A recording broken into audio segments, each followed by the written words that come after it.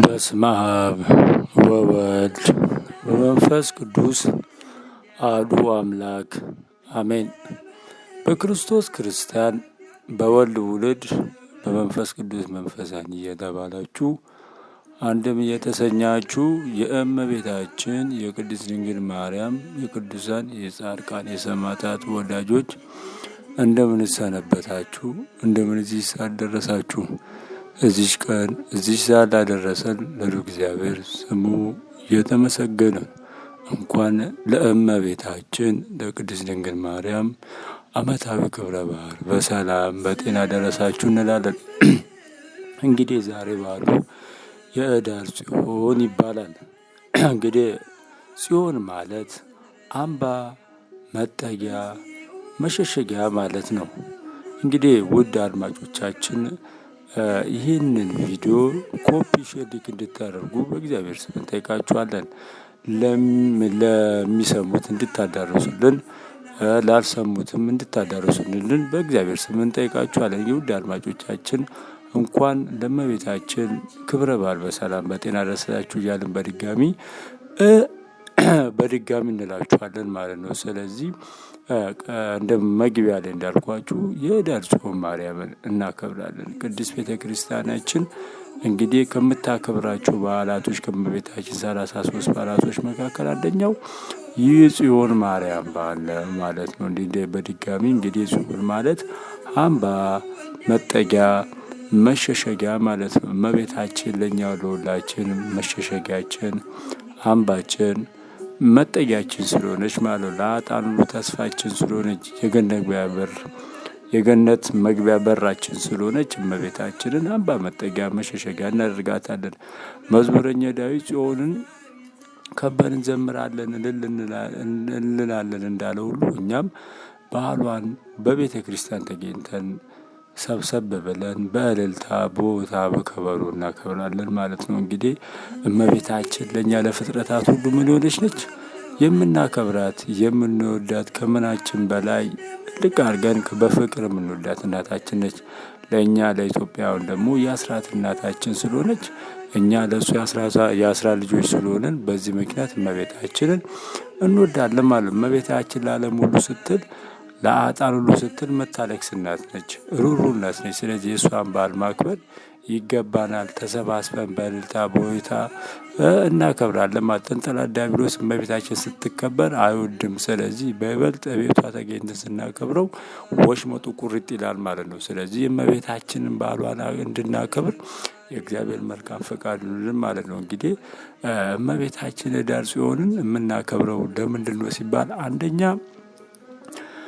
ድራጎንን ድል የነሳችበት ስለሆነ ማለት ነው። እንግዲህ እንዴት ነው ድራጎን ድል የነሳችው ሲባል እመቤታችን እንግዲህ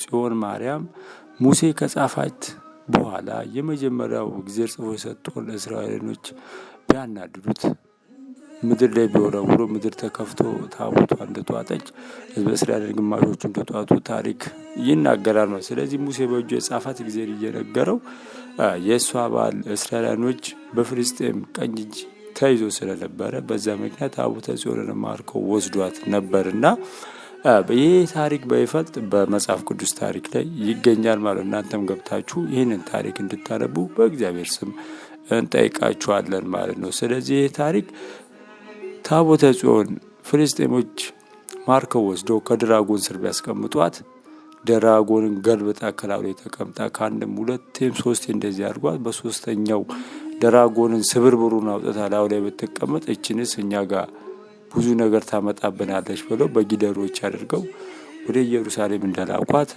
ታሪክ ይከበራል። በመጀመሪያ ይሄ ነው በዓሏ ማለት። ሁለተኛ ደግሞ ወደ ሀገራችን የገባችበት ስለሆነ ለምንድን ወደ ሀገራችን እንዴት ገባች ሲባል ያው ቀዳማዊ ምኒልክ አባቱ ንጉሥ ሰለሞን ጋር ሄዶ ሲመለስ ይዟቸው ከመጡ ንዋያተ ቅድሳት መካከል ታቦተ ጽዮንን ስለነበረ በዚህ ታቦተ ጽዮኑ ይዞ መጥቶ ሀገራችን ስትገባ እልልታ ቦታ እንደተቀበሏት ያንም ምክንያት በማድረግ ቅድስት ቤተ ክርስቲያናችንን ኅዳር ጽዮንን በእንደዚህ በሁለት ምክንያቶች ሰፋ ምልታ ታከብራለች ማለት ነው። የነገርናችሁ ታሪክ በትንሹ ቢሆንም እናንተ ደግሞ ለዕለቱ የሚከበረውን ታሪክ ስንክሳር መጽሐፍቶችን የተለያዩ ቅድስት ቤተክርስቲያን መጽሐፍቶችን እያገላበጣችሁ እውቀታችሁ እንድታሰፉ ስንል በእግዚአብሔር ስም ጠይቃችኋለን። እመቤታችን ወይ ደግሞ ቅድስት ቤተክርስቲያናችን ስሉድ እመቤት ስለሆነች የጠየቃት የተጎዳ ስለሌለ ሙሉ በኩል ላይ ስለሆነች ቅድስት ቤተክርስቲያናችን ሊቃውንቶች አሉ፣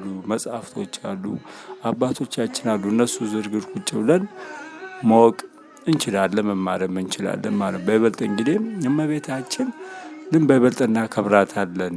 ለምን ቢባል የዓለም ሁሉ የዳነባት በእሷ ምክንያት ስለሆነ።